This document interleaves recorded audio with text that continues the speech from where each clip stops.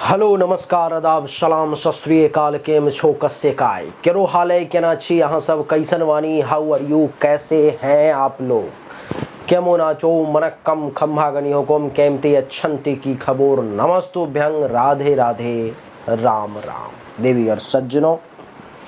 आज के इस वीडियो में मैं राजा मिश्रा आपको बताने जा रहा हूं कि कन्या लग्न की अगर आपकी कुंडली है और केतु की महादशा अंतरदशा प्रत्यंतर दशा आपके कुंडली में आ गई है अथवा कभी आने वाली है और आप ये जानना चाहते हैं कि आपको केतु के समय में जीवन में क्या क्या अच्छा या बुरे फल को भुगतना पड़ेगा, तो आज के इस वीडियो में मैं इसी विषय पे चर्चा करूंगा। देवी और सज्जनों, ग्रहों का फल कुछ चीज़ों पर में डिपेंड करता है, जैसे कि डिग्री पर में 0 से 6 डिग्री पे है तो 25% फल देता है, 6 से 12 डिग्री पे है तो 50%, 12 से 18 डिग्री पर में है तो 100%, 18 से 24 डिग्री पर में है तो 18 से 24 डिग्री पर में है तो 18 से 24 डिग्री पर में है तो 30 से 40% और 24 से 30 डिग्री पर में है तो 10 से 15%। ये मेरा अनुभव है। आइए चर्चा को आरंभ करें, जानने की कोशिश करें। केतु अगर आपकी कुंडली के प्रथम भाव में कन्या राशि में बैठा हुआ है और कन्या राशि का मालिक अर्थात बुध भी अच्छे जगहों पर में बैठा हुआ है तो केतु आपको बढ़िया रिजल्ट देगा। जैसे में क्या अच्छा रिजल्ट देगा, तो केतु के समय में आपको शारीरिक तौर पर में मजबूती मिलेगी, रंग रूप अच्छा दिखेगा, ज्ञान में वृद्धि होगी, दिमाग बहुत सही डायरेक्शन में काम करेगा। यहाँ से पंचम दृष्टि पंचम भाव पे पड़ेगी तो संतान का सुख मिलेगा, सप्तम दृष्टि सप्तम भाव पर पड़ेगी तो जीवन साथी का सुख मिलेगा, काम वासना की पूर्ति होगी, और नवम दृष्टि नवम भाव पे पड़ेगी तो भाग्य का भी साथ मिलेगा, धर्म कर्म का भी पालन करेंगे। अगर बुध सही डायरेक्शन में सही जगह पर में अगर नहीं बैठा हुआ है तो केतु सीधा इसके विपरीत परिणाम आपको देगा। केतु अगर कुंडली के दूसरे भाव में तुला राशि में मित्र के घर में बैठा हुआ है और ये शुक्र यानी कि तुला राशि का मालिक शुक्र जो है वो भी किसी अच्छे जगह पर बैठा हुआ है तो ये केतु आपको बढ़िया परिणाम देगा। जैसे कि धन धान्य संपत्ति खूब पर्याप्त मात्रा में आपके पास आने लगेगी, उपलब्धि की प्राप्ति होगी, मनोकामना की पूर्ति होगी, सीनियर्स का खूब सपोर्ट मिलने लगेगा। और पंचम दृष्टि 1 2 3 4 5 कुंडली के छठे भाव पर में यानी कि दुश्मनों का नाश होगा, चिंताएं खत्म होंगी, रोग का नाश होगा, हेल्थ वाइज इशू दूर होंगे। सप्तम दृष्टि अष्टम भाव पर में विदेश जाने का योग बनेगा, नवम दृष्टि दशम भाव पर में अर्थात पिता तुल्य लोगों से भी फायदा होगा, काम धंधा बढ़िया चलेगा, इज्जत प्रतिष्ठा मान सम्मान में भी वृद्धि होगी। अगर शुक्र सही जगह पर में नहीं है तो ये आपको बहुत विपरीत परिणाम, इसका सीधा उल्टा परिणाम देगा। केतु अगर कुंडली के तीसरे भाव में है तो छोटे भाई बहन जूनियर्स के साथ संबंध खराब होंगे अथवा छोटा भाई बहन होगा ही नहीं, अगर है तो हेल्थ वाइज इशू उसे बना रहेगा, पराक्रम में कमी होगी, धैर्य मजबूत होगा, गुप्त शत्रु का नाश होगा, गले नाक कान ENT से संबंधित परेशानी रहेगी। पंचम दृष्टि सप्तम भाव पर में जीवन साथी के साथ परेशानी, विवाह में विलंब, वैवाहिक जीवन में परेशानी, दैनिक रोजगार व्यवसाय अच्छा नहीं चलेगा। सप्तम दृष्टि नवम भाव पर में भाग्य का साथ नहीं मिलेगा। नवम दृष्टि कुंडली के एकादश भाव पर में आमदनी अच्छी नहीं होगी। केतु अगर कुंडली के चतुर्थ भाव में है गुरु के राशि में धनु राशि में तो केतु का समय जब आएगा तो माता बीमार पड़ेगी, जमीन मकान गाड़ी घोड़ा बंगला अचल संपत्ति के रिगार्डिंग टेंशन तनाव आएगा।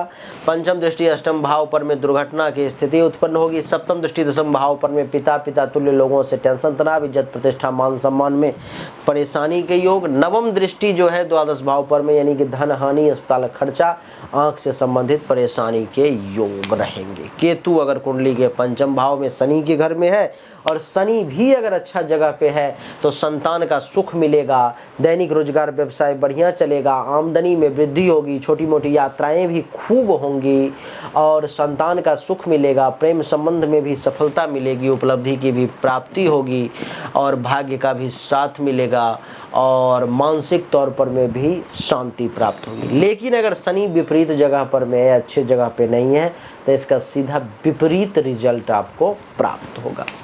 केतु अगर कुंडली के छठे भाव में है तो चिंता ज़्यादा रहेगी, हेल्थ वाइज इशू ज़्यादा रहेगा, कर्ज ज़्यादा परेशान करेंगे, केस और मुकदमा की स्थिति ज़्यादा रहेगी, पेट से संबंधित परेशानी, अपयश, कलंक, शोक और दुख के भी प्राप्ति का योग बनेगा। और पंचम दृष्टि कुंडली के 10वें भाव पर में, तो आपको बता दूं कि काम धंधा अच्छा नहीं चलेगा, पद प्रतिष्ठा मान सम्मान में कमी आएगी, पिता के साथ, पिता तुल्य लोगों के साथ पैतृक संपत्ति को लेकर के भी टेंशन तनाव की स्थिति बनेगी।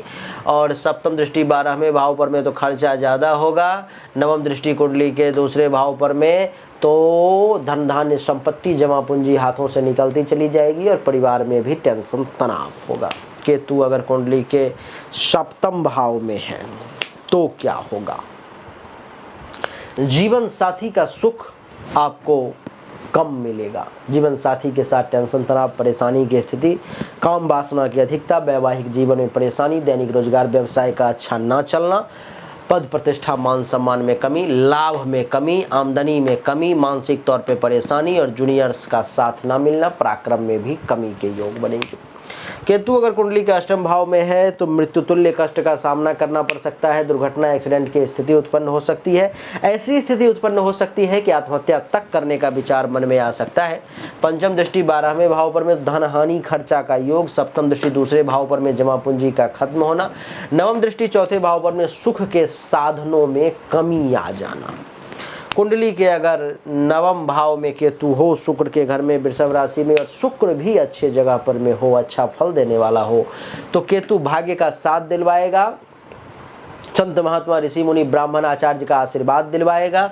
पंचम दृष्टि प्रथम भाव पर में, दिमाग में नई नई आइडियाज लाएंगे। सप्तम दृष्टि तीसरे भाव पर में, पराक्रम में वृद्धि होगी, गुप्त शत्रु का नाश होगा। नवम दृष्टि पंचम भाव पर में, संतान का सुख, अचानक से धन लाभ, प्रेम संबंध में बढ़ोतरी होगी। अगर ये शुक्र सही जगह पे नहीं है तो केतु भी अच्छा रिजल्ट नहीं देगा। केतु अगर कुंडली के 10वें भाव में है तो क्या होगा? तो पिता से लाभ, पिता तुल्य लोगों से लाभ, इज्जत प्रतिष्ठा मान सम्मान में वृद्धि अगर बुध सही जगह पे है तो। पंचम दृष्टि दूसरे भाव पर में, बैंक बैलेंस में वृद्धि। सप्तम दृष्टि चौथे भाव पर में, सुख में वृद्धि, माता से लाभ। और नवम दृष्टि छठे भाव पर में, दुश्मनों का भी नाश होगा। अगर बुध सही जगह पे नहीं है तो केतु इन सब के पूर्ण विपरीत फल देगा।